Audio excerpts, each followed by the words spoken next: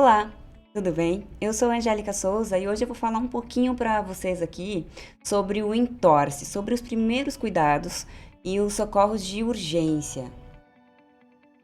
E o que é um entorse? Então, muitas vezes nós estamos na rua caminhando e o nosso tornozelo dá aquela viradinha pro lado, né? Então isso a gente chama de entorse.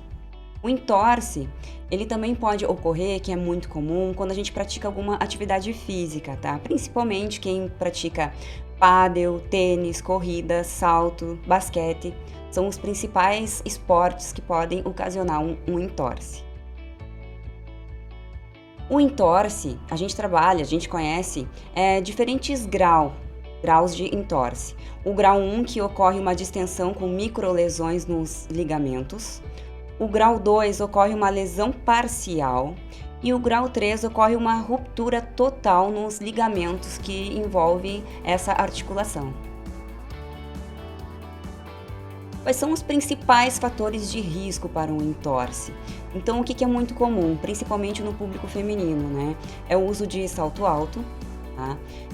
Outro fator de risco comum é a dorsiflexão limitada, quando a pessoa não alonga direito ou tem uma vida mais sedentária, principalmente o idoso, é muito comum ocorrer um entorse. Nos esportes, como eu já tinha mencionado antes, e um mau alinhamento dos membros inferiores. Isso pode estar relacionado também ao peso do indivíduo, principalmente quem fica mais propício a entorse são indivíduos obesos e também pode ser afetado de acordo com a altura, né? Pessoas mais altas também tendem a ter uma maior facilidade, né? Uma maior tendência em sofrer um entorse. Então, como fazer, qual é o diagnóstico, como que a gente identifica um entorse? O entorse, depois que a gente torce o pé para o lado, acontece o quê? O tornozelo, no caso, fica mais inchado, ele incha, então aumenta um pouco o volume, pode ser unilateral ou dos dois lados do tornozelo, e também pode ocorrer hematomas nessa região. E o que a gente deve fazer quando ocorre ou com a gente, ou com as pessoas próximas, ou com o aluno, né?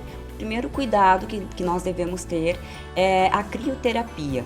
A crioterapia, o que é? É quando a gente coloca gelo, né, em cima dessa lesão, dessa ruptura.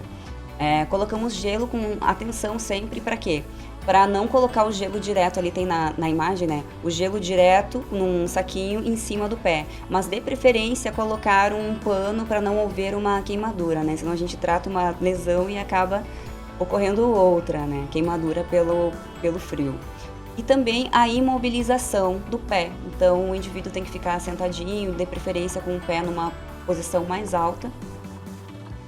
E depois disso é indicado para o paciente, para a pessoa, e procurar ajuda médica, né? Até para saber o diagnóstico mais preciso e quais os cuidados necessários, para saber se vai precisar tomar remédio ou casos mais sérios, mais graves, como uma cirurgia.